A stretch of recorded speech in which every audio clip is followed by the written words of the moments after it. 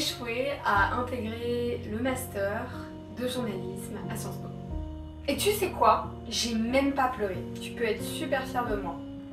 Non, je mens, j'ai pleuré. Mais j'ai pleuré à la fin de mon oral parce que j'étais certaine que j'allais pas être prise. J'étais convaincue que ça s'était mal passé parce que je l'avais ressenti au fond de moi, que je les avais pas convaincus quoi.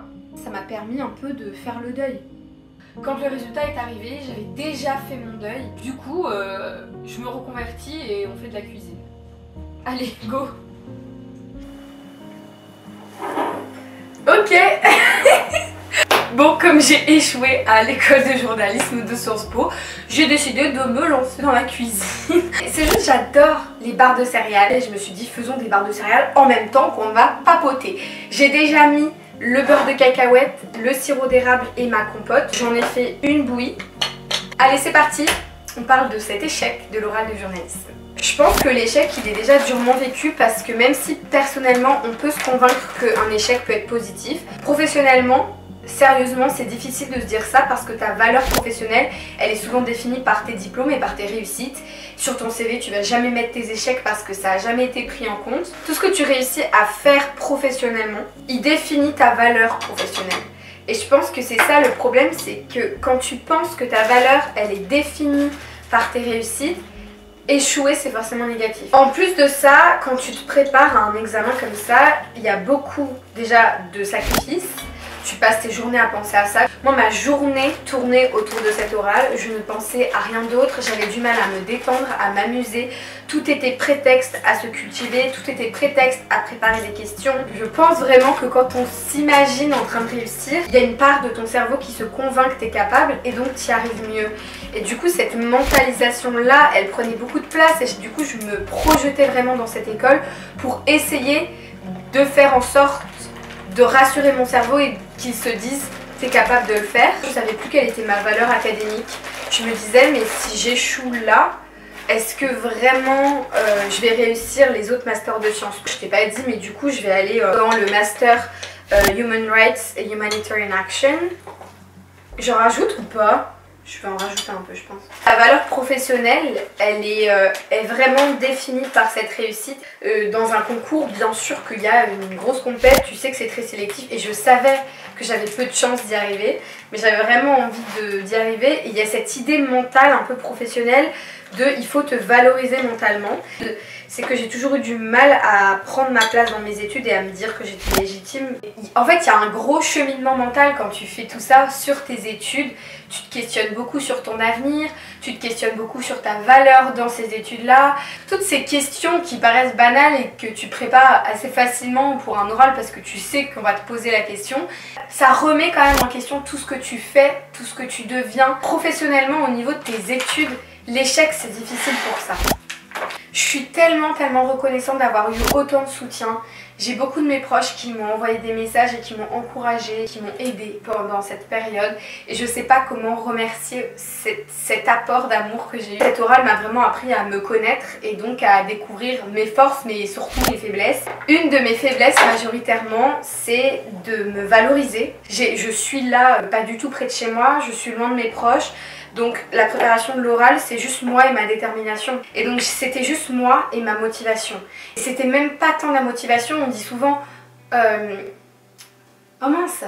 On dit... Ah! J'ai pu! Consistency over motivation. Formée sur les news françaises au-delà des murs, ne pas vraiment comprendre quel est le mood en ce moment en France, la mentalité en France.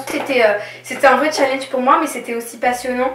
Et j'ai adoré cet exercice autant que je l'ai détesté. J'ai fait énormément de rencontres. Cet oral, ça m'a permis de rencontrer des professionnels du métier, de découvrir des nouvelles facettes du journalisme. Il y a des étudiants en journalisme qui m'ont fait passer des oraux, ils étaient trop gentils. Franchement, ça m'a appris beaucoup de...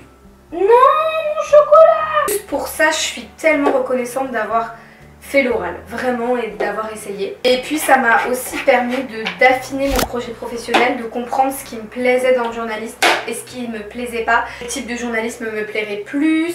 Et j'ai réussi vraiment à définir ce que je pensais allait me plaire et ne pas me plaire, de me questionner, de savoir si je pouvais y arriver ou pas, de m'informer plus sur mon avenir, ce que je prenais jamais le temps de faire. Et là j'étais forcée de prendre le temps de m'informer. Ça a été super bénéfique parce que ça m'a assuré que je voulais vraiment faire ça. Et puis je me suis informée plus, moi qui m'informe vraiment pas assez, là j'ai dû être à l'affût de toutes les informations et ça m'a vraiment apporté un plus, ça m'a donné plus confiance en moi. Je peux plus comprendre le monde qui m'entoure, c'est des phrases bateau mais c'est des vraies phrases. Donc je suis vraiment sincèrement reconnaissante à 100% d'avoir fait et d'avoir essayé. Bien sûr qu'il y a une déception de ne pas avoir été prise et en même temps je pense que c'est bien aussi parce que ça m'encourage à définir encore mieux mon projet, ça me laisse le temps de réfléchir et de mûrir ce projet là. Et j'avais oublié le moule. Franchement ça a pas l'air trop bon. Mais c'est trop bon, j'adore. Le plus gros challenge que j'ai eu à affronter durant cette préparation d'oral et cet oral globalement et cet échec, au-delà de questionner tes capacités académique, elle questionne surtout tes capacités humaines et qui tu es. C'était une remise en question de ma personnalité mais tous les jours. C'est triste, j'ai raté mais en fait regarde tout ce que j'ai appris grâce à ça.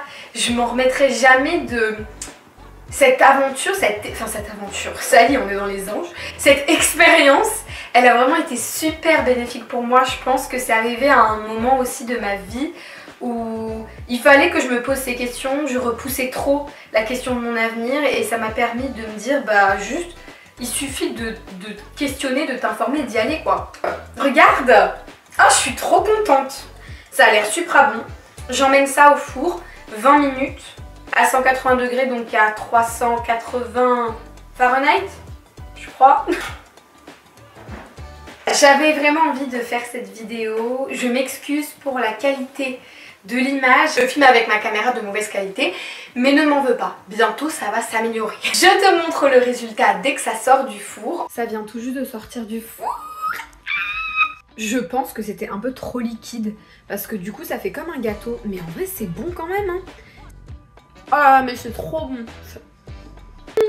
C'est trop bon. Je pense que j'ai mis trop de compote. Une fois que ça va être refroidi, je vais mettre du chocolat fondu. Pépitas. Et bien voilà, c'est pas forcément très joli. Quand le chocolat aura séché, je le couperai. J'en ferai des belles barres. Mais je suis ravie et satisfaite. Je te conseille cette recette, c'est vraiment super bon et c'est super fun comme petit dessert ou comme encas. Merci infiniment d'avoir regardé cette vidéo.